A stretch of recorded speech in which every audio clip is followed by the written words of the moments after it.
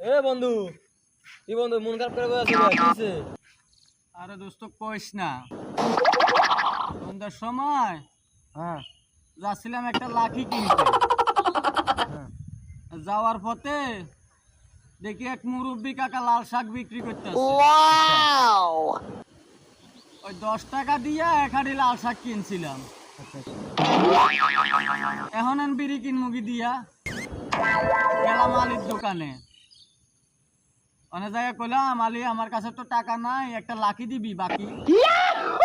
দিল লাকি নিয়ে আর লাল শাক নিয়ে বাসায় আসি। বউ তো আমার হাতে লাল শাক দেখে সেই খুশি।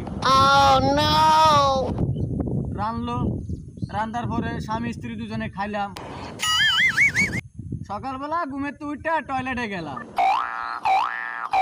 জায়গা দেখে আমার পিছন সাইড দিয়া রক্ত বাইরে আসছে। আমি তো সে কান্না কাটি বউরে কইলাম, আমার তো পিছন দিয়া রক্ত বাইরে আসছে। বউ কইলো, শালা রক্ত না, রাত্রে যে লাল শাক দিয়ে ভাত খাইছো ওই আর ভিটামিন বাইরে।